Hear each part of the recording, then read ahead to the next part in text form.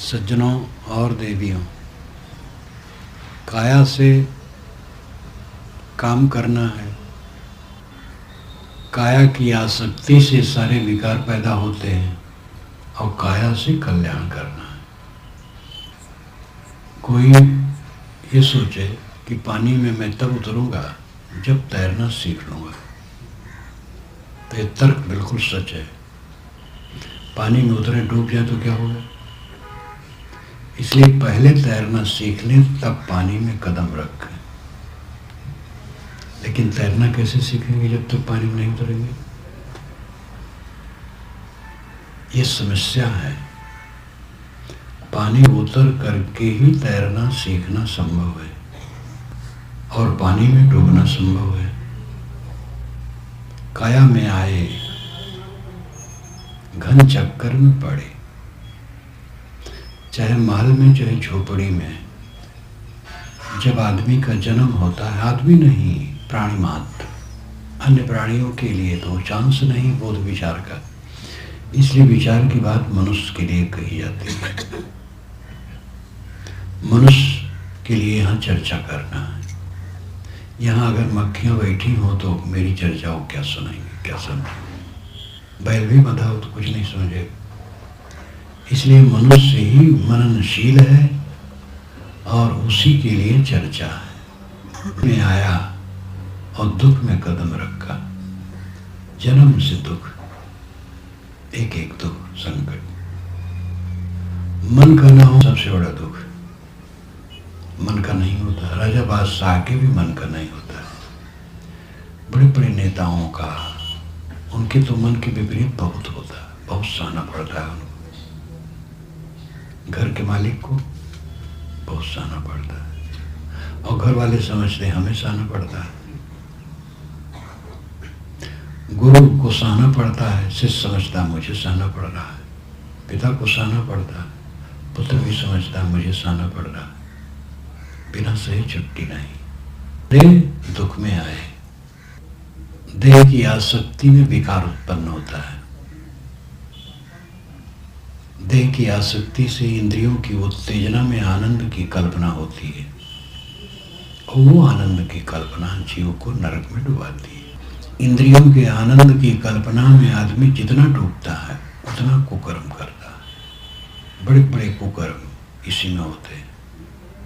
चोरी, हत्या, व्यभिचार, डाका, राहजनी, गृहकटी, बड़े बड़े गबन, धोखा देना, छल करना, इतना पाप होता है।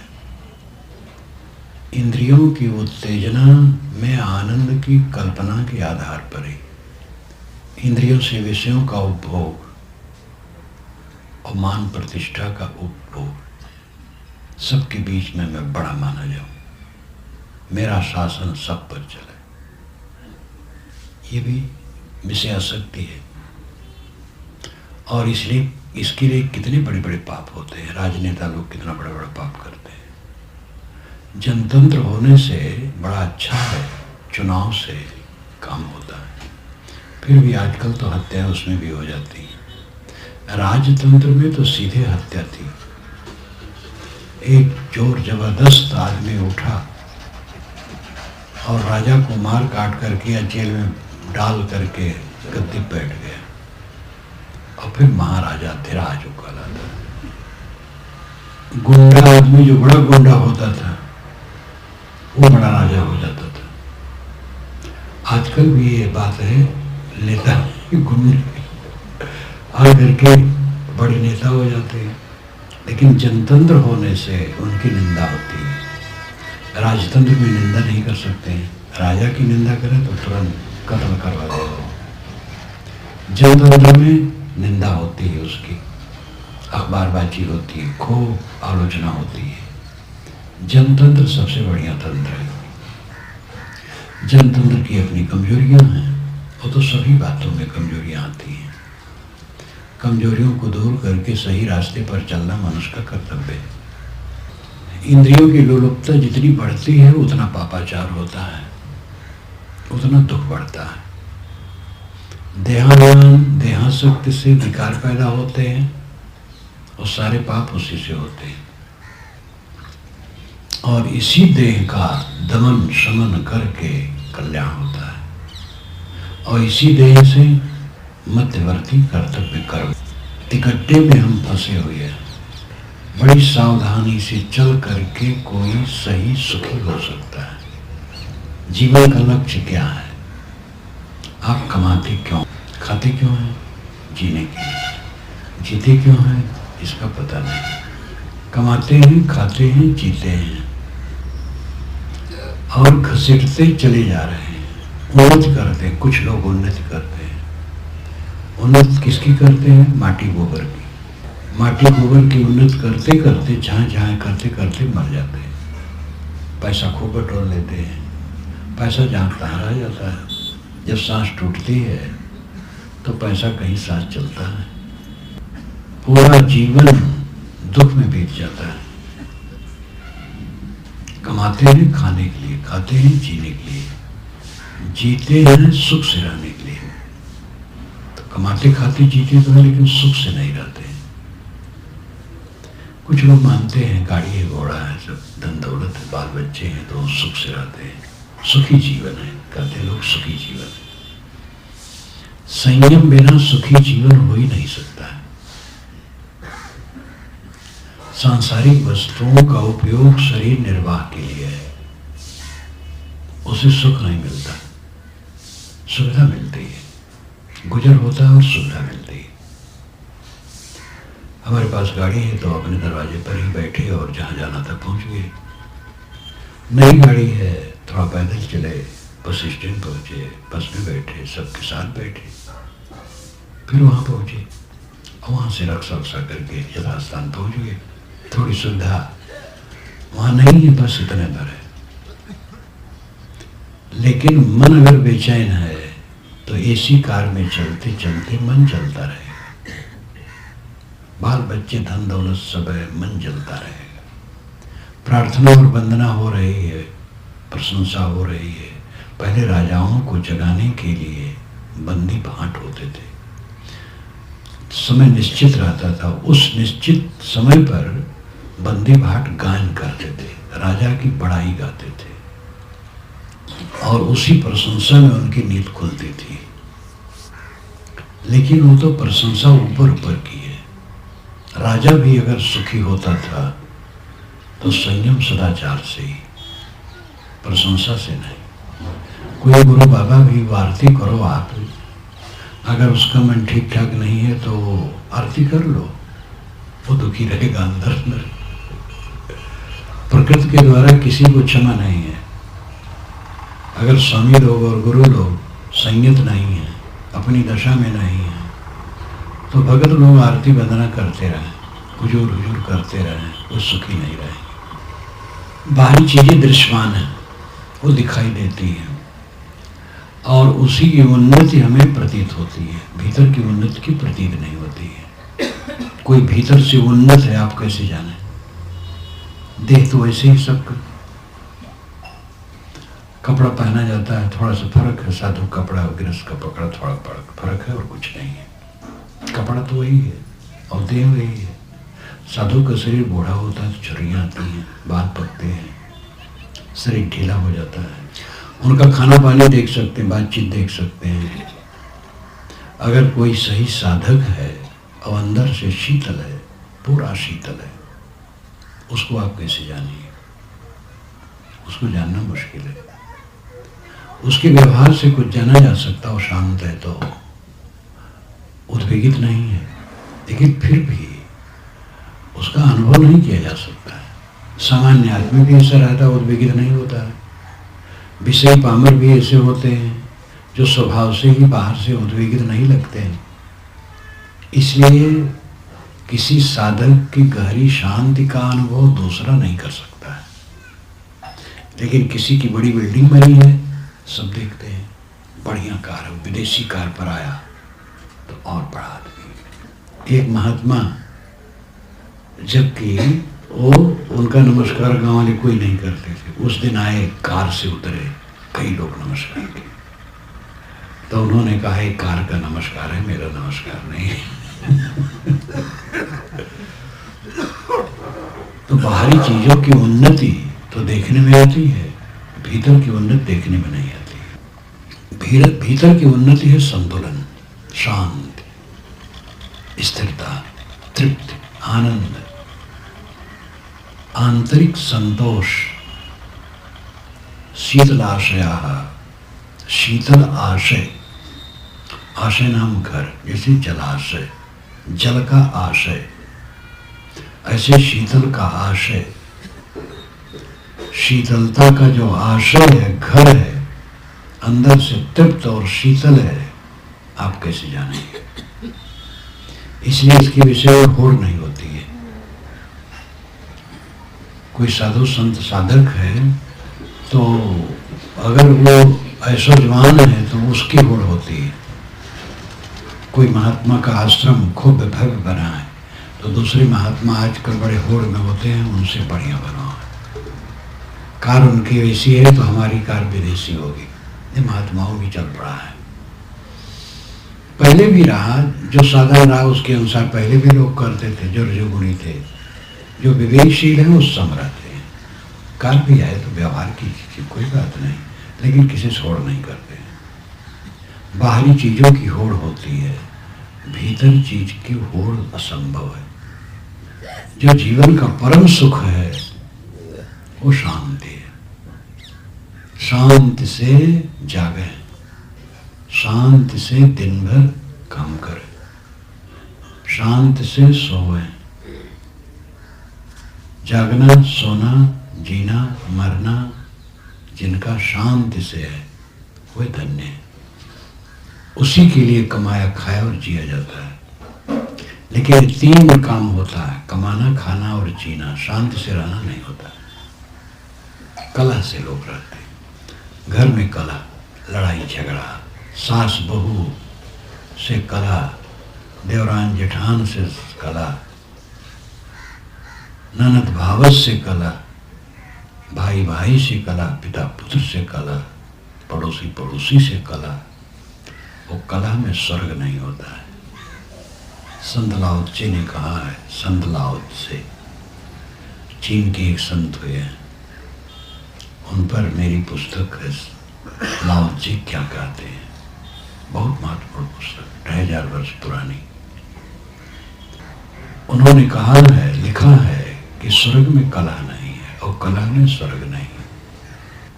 स्वर्ग पौराणिकों का तो विवेक से नरक है। जो पौराणिकों का स्वर्ग है वो क्या है? स्त्री पुरुषों के अंग लालित्य का वर्णन और उनके भोगों का वर्णन। वेद में भी जहाँ स्वर्ग का वर्णन आया है वहाँ पर लिखा है कि आदमी निरंतर काम भोग में लगा रहा है तो भी उसको एड्स की बीमारी नहीं होगी। एड्स शब्द नहीं है लेकिन लक्षण सब वही है। ये प्रलोभन है और ऐसा कहीं स्वर्ग नहीं है। जो काम भोग में लगा रहा है और सदा लगा रहा है, निरंतर लगा रहा है और उसकी बीमारी न हो, प्रलोभन है। जो हमारी पूर्ण कामनाएं हैं उनकी भड़ास स्वर्ग है। हमारी कामनाएं संसार में पूरी नहीं होती है तो हम स्वर्ग की कल्पना करते हैं। थोड़े दिन में तो बूढ़े हो जाते हैं तो स्वर्ग में आदमी सब समय जवान रहेगा। गए हिंदुओं का स्वर्ग तो ऐसा है कि सदा के लिए है, लेकिन हिंदुओं का स्वर्ग भी लाखों वर्षों का है। लाखों वर्ष वहाँ जवान रहेंगे, लाखों वर्ष जवान रहेंगे। पसीना वहाँ नहीं आएगा, टट्टी पेशाब नहीं जाना पड़ेगा। खूब खाओ पियो, वो चिमनी की तरह सब उड़ जाएगा।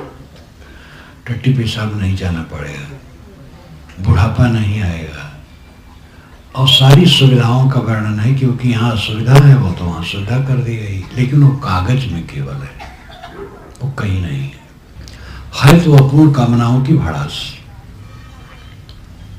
जन्नत की हकीकत मालूम है हमें, मगर दिल को बहलाने को गालिब ये ख्याल अच्छा है।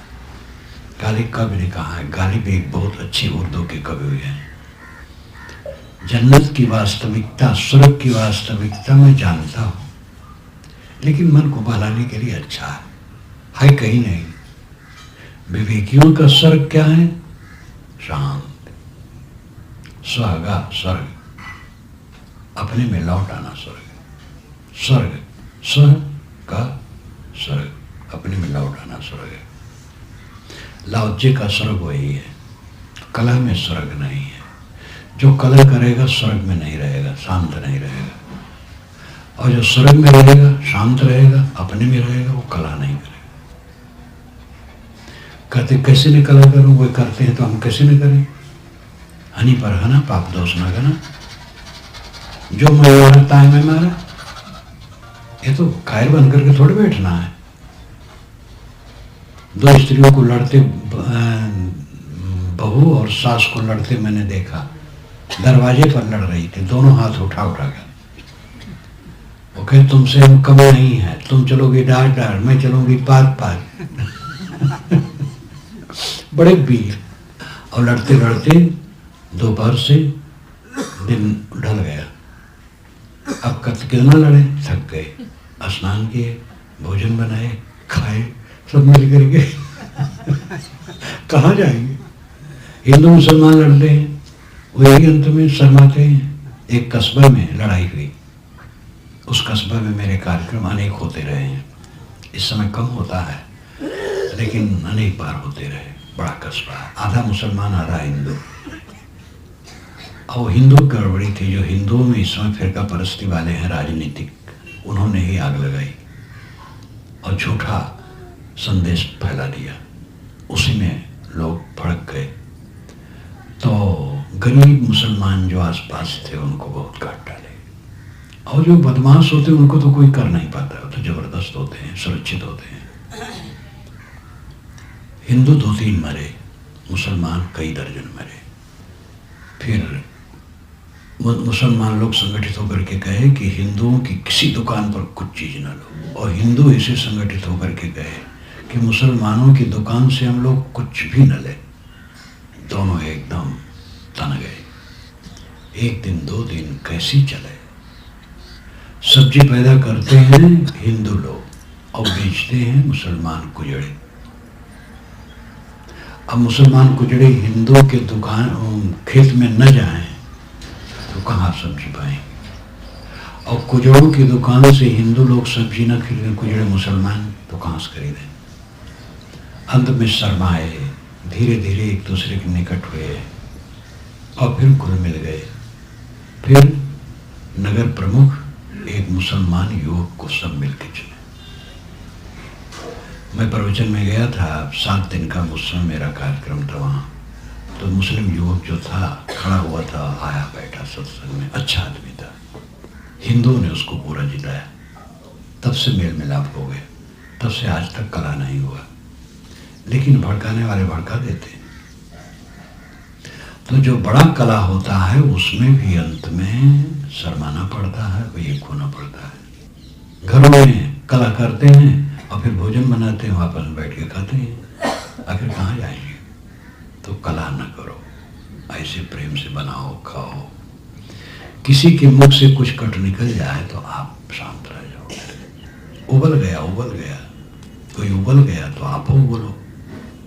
कहते कैसे न उबले, जो वो कहा तो मैं कैसे न कहूँ।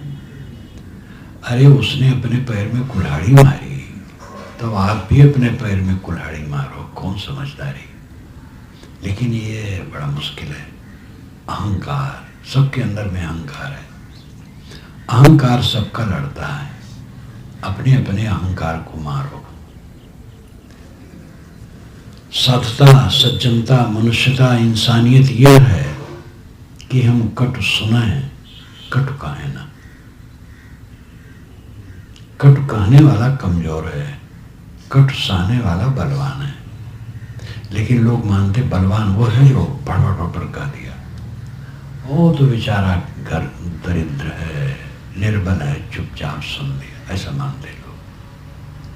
अगर वो निर्बल है और सुन लिया, वो भी समझदार है, क्योंकि बलवान आदमी से लड़ता तो मारा भी जाता। तो अच्छा किया।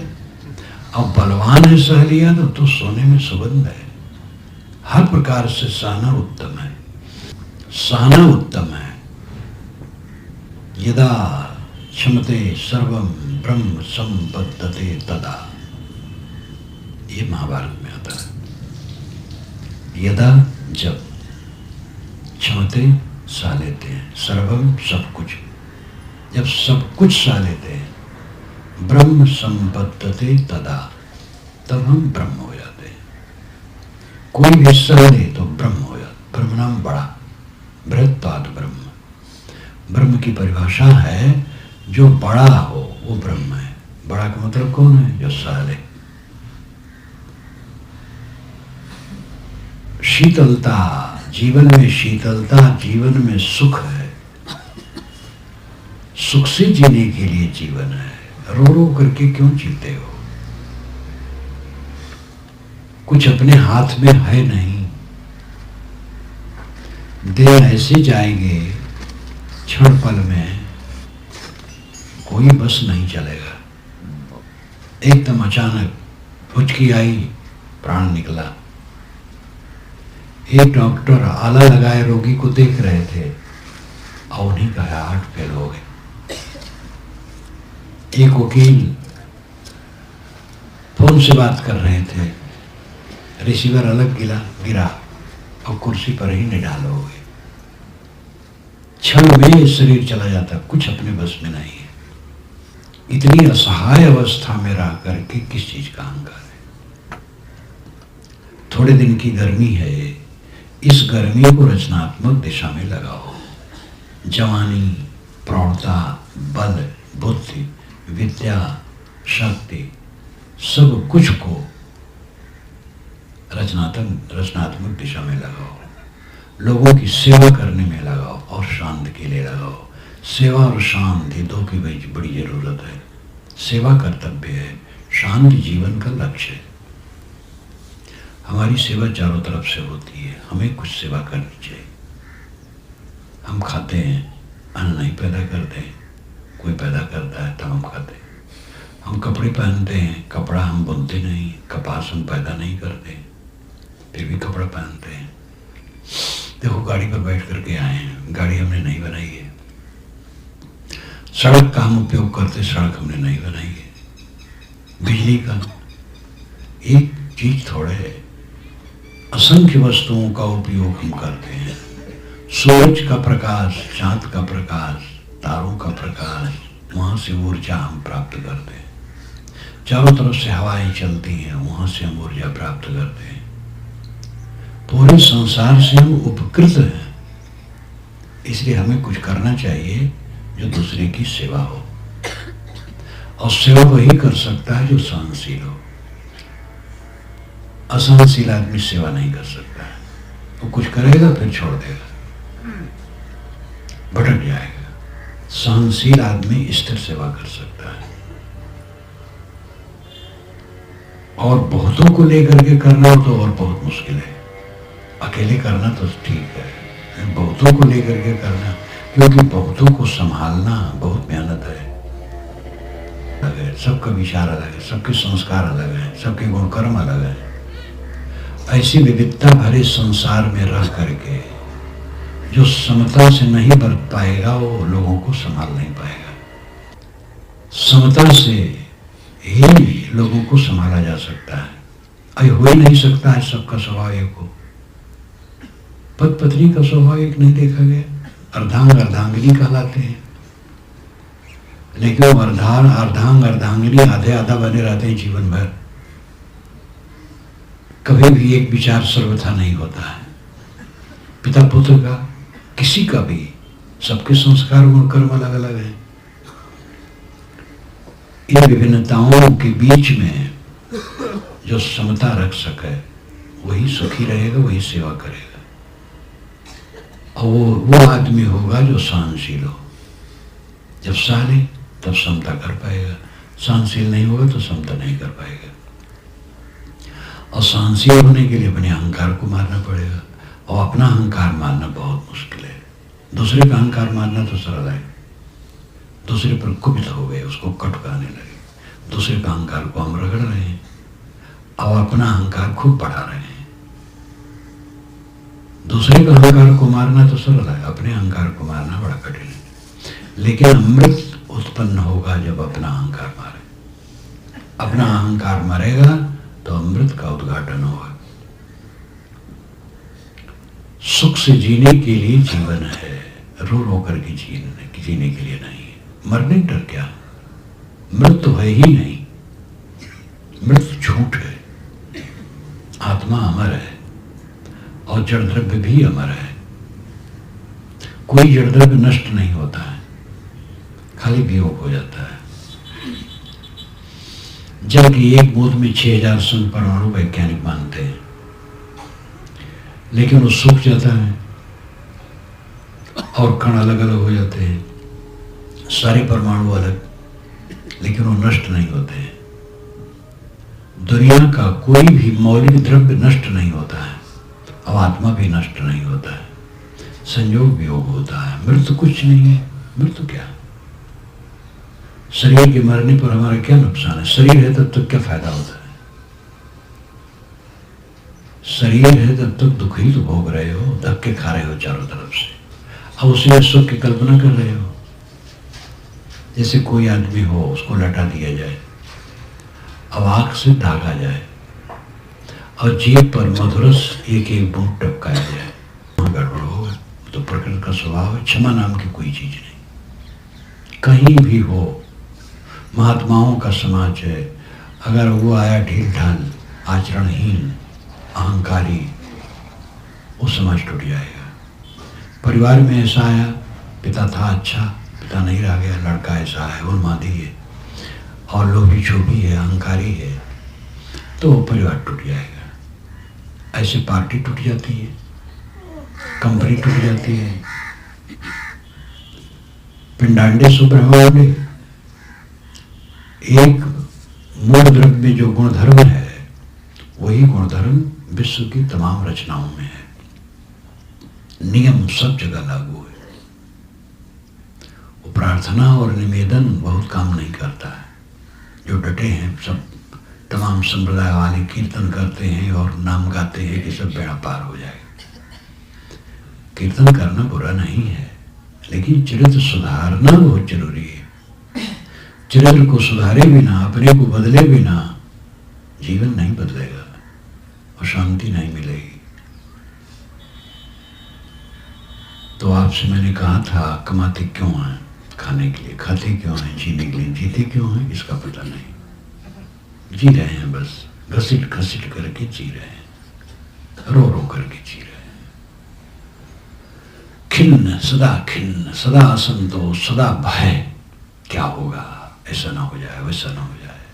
सब दुख में जी रहे हैं। सुख में जीना, निर्भय, कुछ नहीं होगा। होगा क्या? संसार का स्वभाव ही होना, होता रहेगा।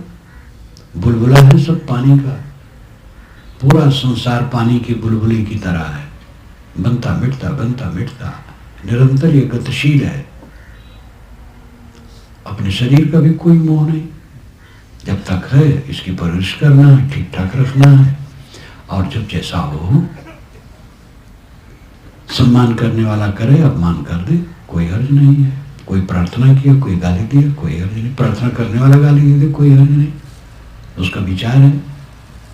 ललकार दो मन को, ऐ मन, कायरता छोड़, आसक्ति छोड़, मोह छोड़, अहंकार छोड़।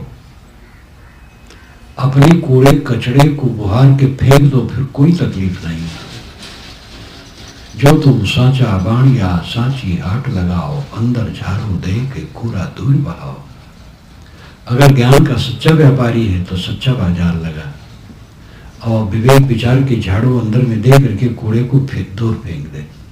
हम कूड़े कचड़े में जीते हैं। क्रोध, काम, लोभ, मोह, राग, द्वेष, कलह, कल्पना, ईर्षा, प्रसन्नता, अनेक मानसिक विकारों में जीते हैं। बाहर की चीजों से ढक ढक करके सुख की कल्पना करते हैं। कीमती कपड़े, कीमती वाहन, कीमती मकान, कीमती भोजन और खूब रुपया पैसा और प्रतिष्ठा, ये सब बटोर करके ऊपर से सुख लादने की चेष्टा करते हैं। और इसे सुख होने वाला नहीं है। सुख होगा अंदर के कूड़े कचड़े को बुहारने से। यही परमार्थ है, यही अध्यात्म है, यही धर्म है। और यह किसी संप्रदाय की चीज नहीं है, ये मनुष्यता की चीज है। कबीर के पूरे वाणी में देखो, बीचक उनका मुख्य ग्रंथ है। कहीं कोई ऐसा धर्म नहीं है जो टोना टोटका वाला है और कर्म काटवाना है। चरित्र सुधार, कर्म सुधार, विवेक पर बल, अंधविश्वास, अनाचार दुराचार का त्याग, धर्म के नाम पर, भगवान के नाम पर, देवी देवता के नाम पर जो अत्याचार हो रहा है उसका त्याग। ऐसी ऐसी पूजाएं होती है, ऐसे ऐसे त्योहार होते हैं कि पूरे संसार में करोड़ों जानवर काट दिए जाते हैं भगवान को खुश करने के लिए। भगवान ऐसा निर्णय है कि मेरे प्राणियों को आप तकलीफ दे तो वो खुश हो जाए? ये तो अपना अपराध है, अंधविश्वास है।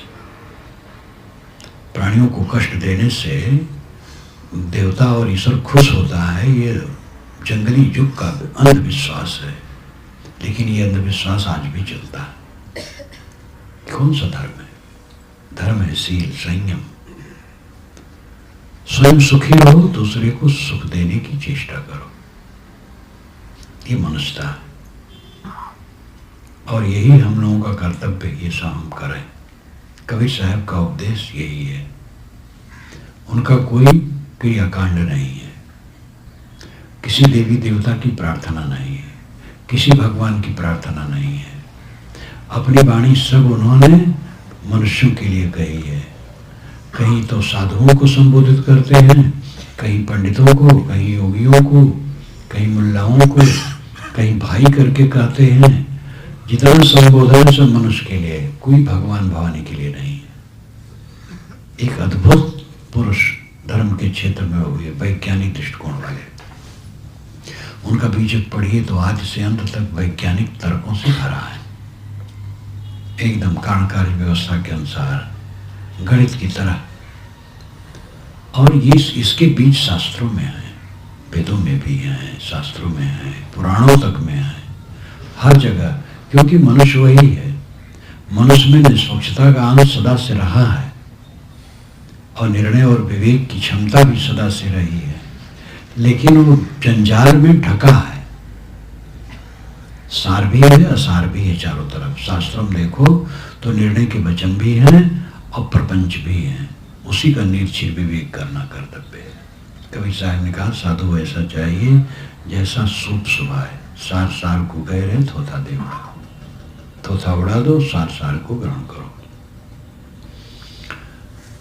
हर मनुष्य का एक कर्तव्य है। कमाना खाना ये तो मजबूरी है, नहीं कमाएंगे खाएंगे क्या, और बिना खाए जीवन कैसे चलेगा। व्यवहार की मजबूरी है, लेकिन ये सब है कल्याण के लिए, सुख से जीने के लिए।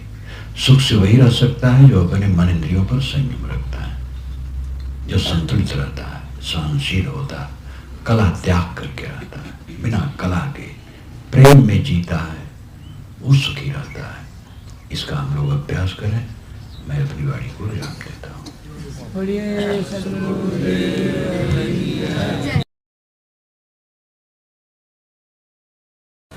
देवियों और देवताओं, सदगुरु कबीर के बीजक में आता है, निगम रसाल चारि फल लागे, तामे तीन समाई। एक दूर चाहे सब कोई, जतन जतन काहु बिरले पाई। निगम वेद को कहते हैं, रसाल आम के पेड़ को। वेद रूपी आम के पेड़ में 4 फल लगे हैं, अर्थ धर्म काम मोक्ष। तामे 3 समाई, उसमें 3 सामान्य है, अर्थ धर्म काम और मोक्ष। एक दूर चाहे सब कोई, एक जो मोक्ष है वो दूर है और सब कोई उसे चाहते हैं, जाने अनजाने। जतन जतन काव बिरले पाई, साधना करते करते कोई बिरले उसे पाता है। भारतीय परंपरा में पूरा काल से अर्थ धर्म काम मोक्ष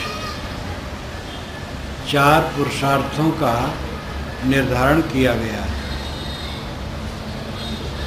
पुरुषार्थ का मतलब है पुरुष का प्रयोजन, और पुरुष का अर्थ है आत्मा। कि जो घट घट में बैठा आत्मा है, जीव है, वो पुरुष है। पुरुष क्यों कहलाता है? क्योंकि आगे आगे वो ज्ञान का प्रकाश करता है। पुर नाम आगे, उष नाम जलाना, आगे आगे ज्ञान का प्रकाश जलाना। जीव जहाँ रहता है ज्ञान करके काम करता है, जान करके करता है। हवा जान करके नहीं चलती है, लेकिन कुत्ता दौड़ता है तो जान करके दौड़ता है। अगर आग हो तो कुत्ता आग में पैर नहीं रखेगा।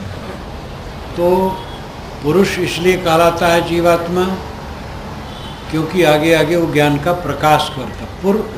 पुर नाम आगे, उष नाम जलाना। चाहे नारी के शरीर में, चाहे नर के शरीर में, चाहे नपुंसक के शरीर में, आत्मा को पुरुष कहा जाता है। और उसका अर्थ, प्रयोजन क्या है? 4: अर्थ, धर्म, काम, मोक्ष। अर्थ और धर्म ये पुरुषार्थ नहीं, पुरुषार्थ के साधन है। काम और मोक्ष पुरुषार्थ। पुरुषार्थ नाम पुरुष का प्रयोजन है, मनुष्य का प्रयोजन है काम और मोक्ष। काम का अर्थ है कामनाएं। जीवन में कामनाओं का अपना महत्व है। भोजन की कामना है, वस्त्र की कामना है, मकान की कामना है, और सामान्य लोगों को पति और पत्नी की भी कामना है, बच्चे की कामना है। ये सब कामनाएं हैं। कामनाएं पूरी होती हैं अर्थ से। धन होता है तो आप मकान बनवा सकते हैं, धन है तो और भी कोई योजना चला सकते हैं। धन के बिना भोजन वस्त्र भी संभव नहीं है। अर्थ का अर्थ है धन। अर्थ साधन है और काम साध्य है। साध्य यानी पुरुषार्थ, पुरुष का प्रयोजन। धर्म साधन है और मोक्ष साध्य, पुरुषार्थ है, पुरुष का प्रयोजन है। काम और मोक्ष ये दोनों मनुष्य का प्रयोजन है। भोजन, कपड़े और निवास ये 3 अत्यंत जरूरी है। इसके बिना किसी चल नहीं सकता है। जीवन मुक्त संत को भी तीनों चाहिए: भोजन, कपड़े और रहने की जगह। इसके बाद और आवश्यकताएं पड़ती हैं। रोग लग गया तो दवाई की ज़रूरत है, तो कई आवश्यकताएं आ जाती हैं। विवाह शादी करने में और ज़्यादा ज़रूरी है, धन की ज़रूरत है। बाहर से लड़की ला करके उसको पालना, निभाना मामूली बात नहीं। पहले तो सरल भी था, अब कठिन हो गया। आजकल तलाक बहुत हो रहा है, विवाह टूट रहा है। गरीबों में नहीं, धनियों में और मध्यम वर्गीयों में, पढ़े लिखे लोगों में ज़्यादा हो रहा है। अभिमान बढ़ गया। ऐसी भी स्त्री है, घर में आती है विवाह के बाद, देखती भालती है, फिर कहती है मैं तुम्हारे घर में नहीं रह सकती, तुम्हारा घर सुविधाजनक नहीं, तलाक दे दे। लड़ जाती है, मुकदमा लड़ती है। पढ़ाई बढ़ी है, धन बढ़ा है, इसलिए क्लेश भी बढ़ा है। विवाह गृहस्थी बसाना, धन चाहिए इसके लिए। सब विरक्त तो नहीं हो जाएंगे।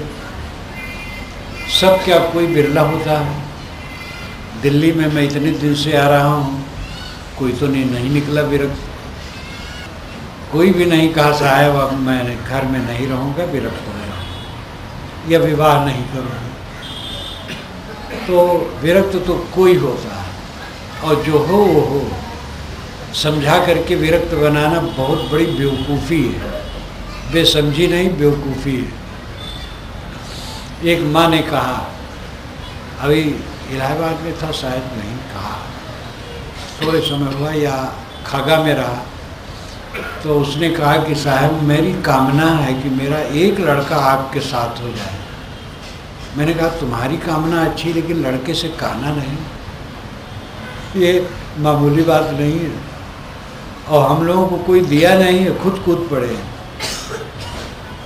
तो जिनको होना होगा हो जाएगा, देने से वैराग नहीं होता है। गृहस्थी सर्वाधिक रहेंगे, विरक्त कोई बिरला हो। और गृहस्थी बसाने के लिए ज़्यादा धन चाहिए, तो अर्थ की आवश्यकता है, काम का महत्व है। काम का अर्थ होता है कामनाएं, और काम का अर्थ होता है काम धंधा। काम धंधा तो अर्थ के लिए है, और काम का दूसरा अर्थ कामना, इच्छा। तो कुछ इच्छाएं तो जरूरी है, उनकी आवश्यकता है। आप लोगों को सत्संग की कामना थी तब यहाँ आए, ये भी कामना है। ये कामना कल्याणकारी है। शराब की दुकान पर जाने की कामना हो वो गलत है। तंबाकू खाने की कामना गलत है, बीड़ी पीने की कामना गलत है, पान खाने की कामना गलत है, रोटी भात खाने की कामना ठीक है। कुछ कामनाएं होती हैं, कामनाओं में आदमी बह जाता है, फिर वो निर्णय नहीं कर पाता है कौन कामना ठीक है कौन नहीं ठीक। मान लो मकान नहीं है तो किसी प्रकार रह रहे हैं, और जब तक पैसा नहीं है वैसे आदमी कभी निपटता है। लेकिन जब पैसा हो जाए तो मकान बनाने की कामना करनी चाहिए, और कामना करनी चाहिए पैसे के अंदर। पैसा है झोपड़ी बनाने का, पक्का महल बनाने का की कामना करोगे चलोगे, और झोपड़ी में रहने वाला छोटा है, महल में रहने वाला बड़ा है, ये भूल जाओ। झोपड़ी में रहने वाला सुखी नहीं रहता है, महल वाला सुखी रहता है, ये भी महाभ्रम है। झोपड़ी और महल में रहने वालों को मैं सब प्रकार से देखता हूँ। महल में इतना ताप है। इसी दिल्ली में 2 बार एक महल में गया, और मालिक साल भर में कम से कम 4-5 बार विदेश जाते हैं, व्यापार को वो प्रशिक्षण देते हैं। उनका ड्राइंग रूम इस हाल से कुछ बड़ा है, जगह जगह कुर्सियाँ, चमकदार मेजें, कांच के, बाहर बढ़िया लान है, बड़ी बड़ी गाड़ियाँ खड़ी। जलपान मेरा हुआ, जब वो मेरे पास बैठे, उनके बच्चे बैठे, तो सब उदास, सब दुखी, अवसाद भरे। झोपड़ी वाले ऐसे अवसाद में नहीं रहते, मजदूर ऐसे अवसाद में नहीं रहते। मजदूरों में जाता हूँ, झोपड़ियों में जाता हूँ, वो अवसाद, वो पीड़ा वहाँ नहीं देखता हूँ, महलों में जो देखता हूँ। क्यों? समझ नहीं। जो चीज़ें हैं उससे बड़ी लंबी कामना है, महाभय। उनकी लड़की बैठी, लड़की बिल्कुल अप टू डेट, शर्ट और पैंट पहने, ये दीवे के समान साड़ी वाड़ी नहीं, शर्ट पैंट पहने चुस्त, और ऊंची एड़ी का जूता पहने बैठी, और करोड़पति हैं। कैसा है, मुझे ये पीड़ा है मन में, मेरे बच्चों क्या होगा। वो बच्चा गोद में लिए थी, अभी युवती थी, एक शायद 2 बच्चे थे, इसका क्या होगा, उनके क्या होगा। झोपड़ी वाले बच्चों क्या होता है, खाते नहीं हैं, तुम्हारे महल में खाना नहीं मिलेगा। बिला वजह सोच सोच करके आदमी दुखी है। ये घटना दिल्ली की ही है। अभी उनका फ़ोन गया था, वहाँ मेरे पास में रहने वाले जो साधक हैं, उनके पास फ़ोन जाता है, उचित उत्तर दे देते। बहुत ज़रूरी तब मुझसे बात कर रहा था, मैं सुन रहा था, वो खड़े खड़े बात कर रहे थे, तो मैं मुस्कुराया, मैं समझ गया जिससे तुम बात कर रहे थे, जान गया। वो बताए हाँ वही चाह रहे थे। हम कहीं कहाँ हम पहुँच पाएंगे उतनी दूर। चीज़ों से कामनाएं बढ़ जाती हैं, जितनी चीज़ है उससे कामनाएं बढ़ जाती, तो दुख के सिवा कुछ नहीं। कामनाओं का संयम, कामनाओं का निरादर नहीं करना चाहिए, कामनाओं का महत्व है, लेकिन कितनी कामना, कैसी कामना। हमारे पास जितना पैसा है उसके अंदर मकान बनाने की सोचना चाहिए, नहीं तो झोपड़ी में रहना चाहिए। पन्नी में लोग रहते हैं। कलकत्ता में देखा हूँ, कलकत्ता दीर्घ काल से मैं साल भर में 2-2 महीने रहता था, इधर 1-1 महीने रहता था। एक तरफ महल खड़ा है, ऐसे ऐसे महल हैं जो करोड़ों में बनेंगे आज, और वहीं पिछवाड़े जमीन कुछ है, बांस की कमची झुका करके लोग गाड़ दिए हैं और उसके ऊपर प्लास्टिक लपेट दिए हैं, नीचे बोरा बिछाए गए, उसी में रहते हैं, मेहनत मजदूरी करते हैं। 3 पत्थर या 3 ईंट रख लेते हैं, उसी पर अपनी डेगची चढ़ा देते हैं, वही उनका चूल्हा है। कि ईंधन का जुगाड़ करना पड़ता है। पतीली में चावल दाल पका लेते हैं, आलू पका लेते हैं, खा लेते हैं, गाते हैं, नाचते हैं, मगर रहते हैं। सदैव अर्थ के अंदर कामना रखो। जितना अर्थ है, अर्थ नाम धन, उसके अंदर कामना, अर्थ की कमाई करो। अर्थ और धर्म दोनों कमाना चाहिए। जो अर्थ और धर्म को नहीं समझता है, उसकी कमाई नहीं करता, वो सुखी नहीं रहता है। मेहनती रहो, डट के काम करो, अपने अपने क्षेत्र में डट के काम करो, ईमानदारी से करो। नौकरी करते हो, प्राइवेट हो या सरकार में, ईमानदारी से काम करो, खूब चुस्ती दुरुस्ती से, बड़ा अफसर खुश रहेगा, छोटे लोग भी खुश रहेंगे। स्वार्थ में कोई नाखुश भी रहे, कोई हर्ज नहीं, लेकिन ईमानदारी से काम करो, मेहनत से करो।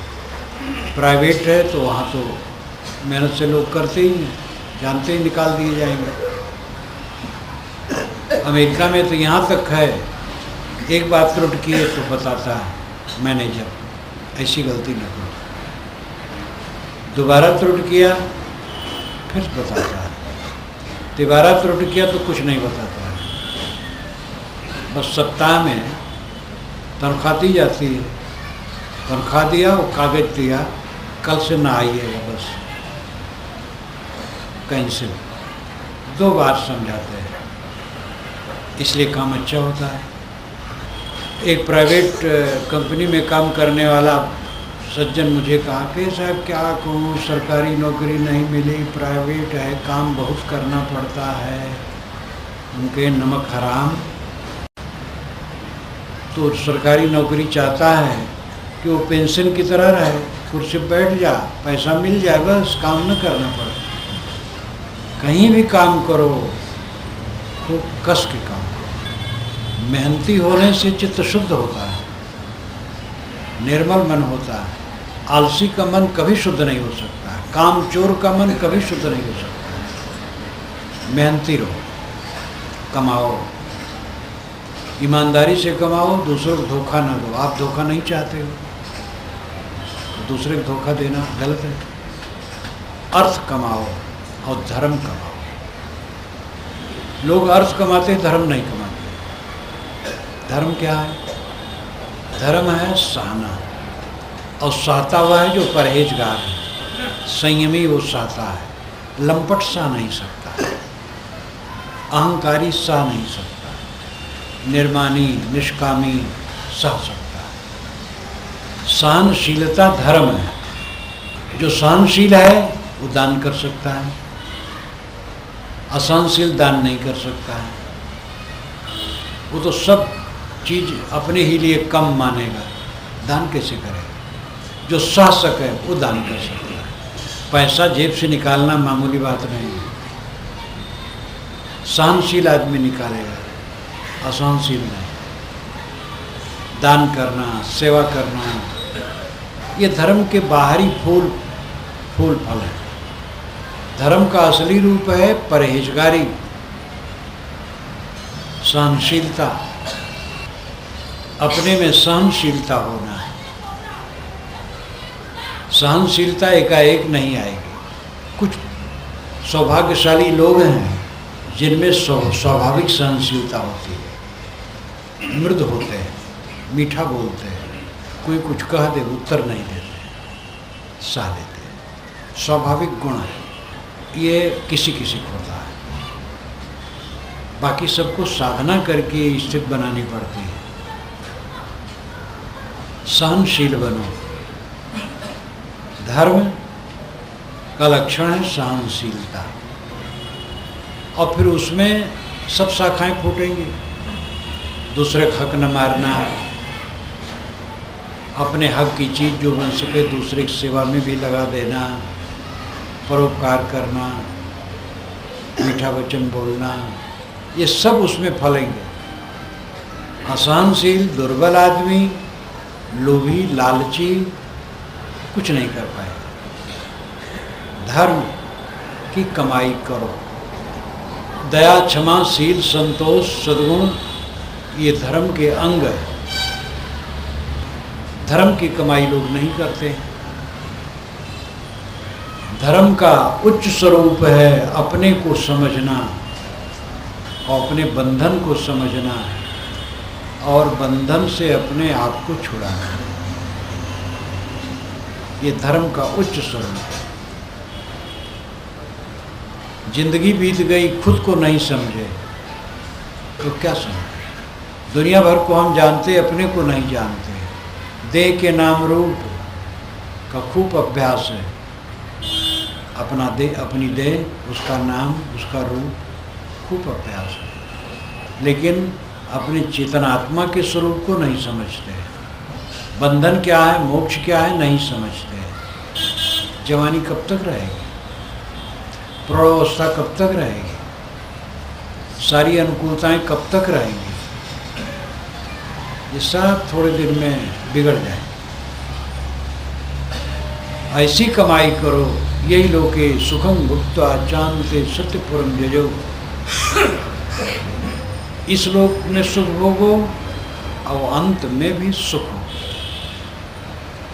जवानी में सुखी, बुढ़ापा में सुखी, निरोग में सुखी, रोग में सुखी, मुनाफा में सुखी, घाटा में सुखी, अस्तुत वंदना पाकर भी सुखी और गाली निंदा पाकर के भी सुखी,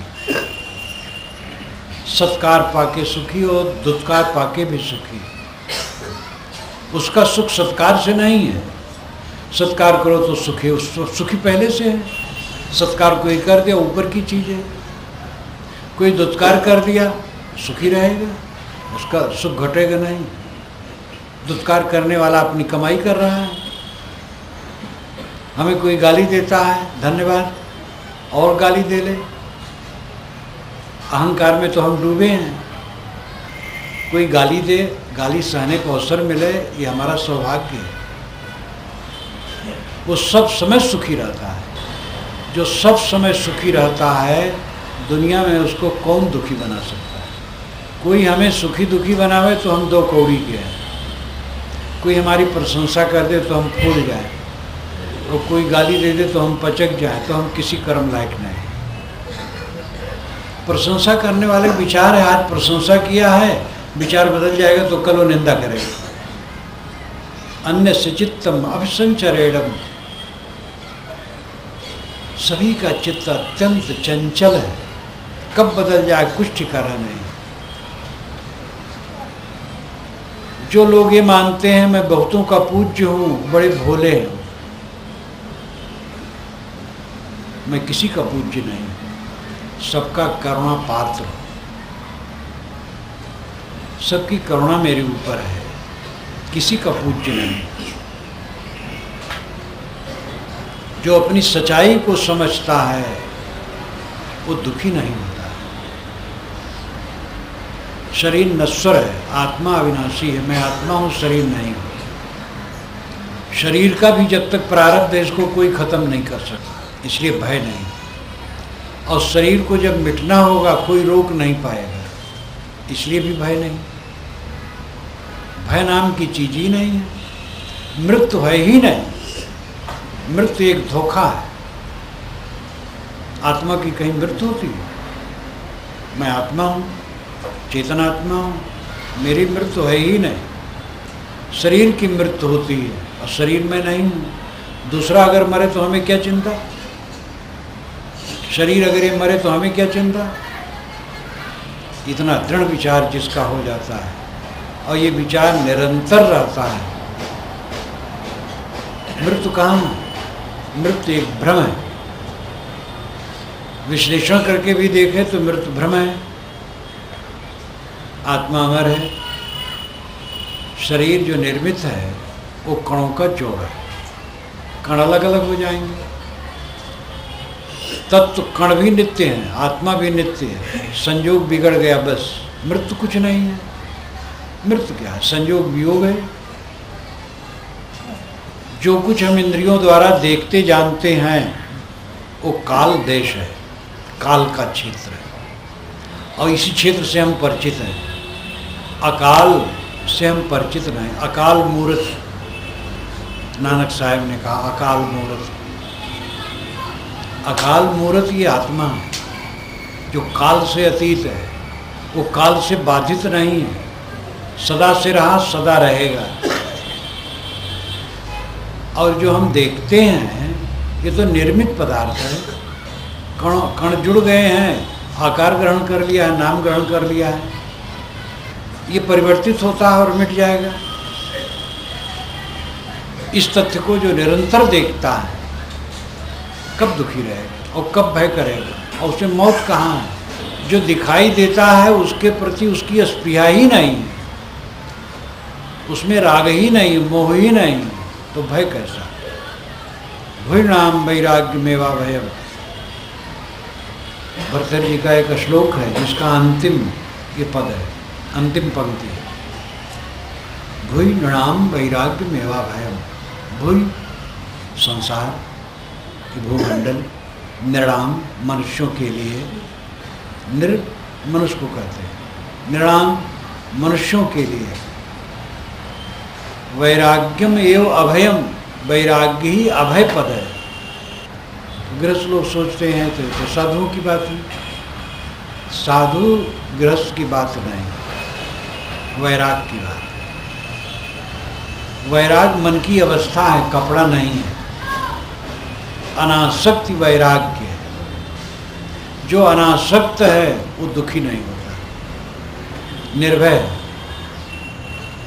वैराग्य, वैराग्यम एव अभयम, वैराग्य ही अभय पद है, अनासक्ति ही अभय पद है, निर्मोहता ही निर्भयता है।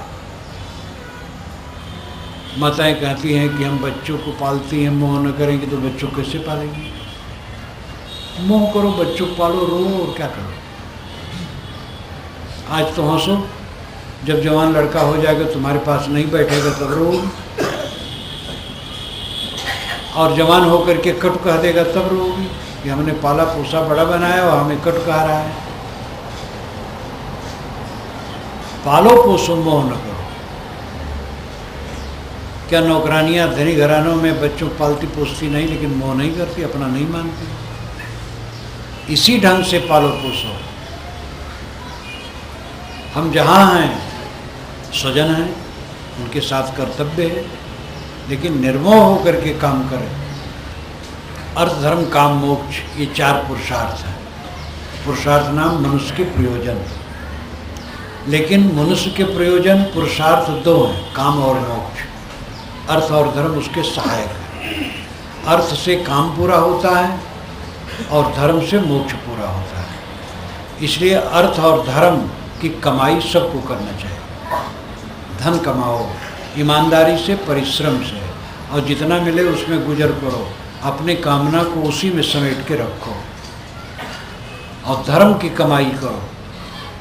आत्मसंयम, परहेजगारी, शील, सुंदर बर्ताव, आत्मज्ञान प्राप्त करो और मोक्ष प्राप्त करो। एक दूर चाहे सब कोई, एक मोक्ष है।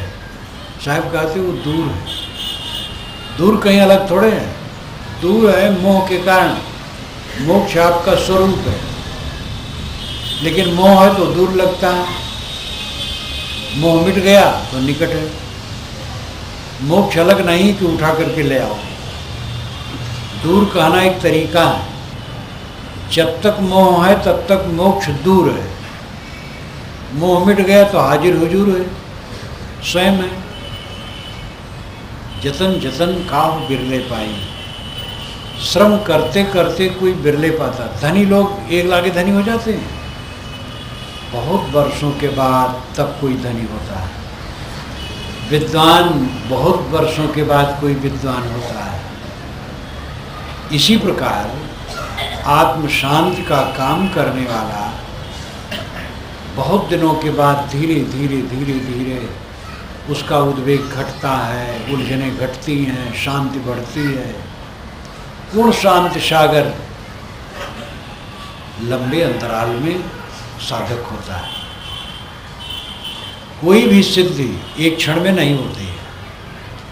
चाहे पूंजीपतियों को देखो, नेताओं को देखो, विद्वानों को देखो, या और किसी कलाकार को देखो, दीर्घ काल के परिश्रम का परिणाम उसकी सिद्धि है।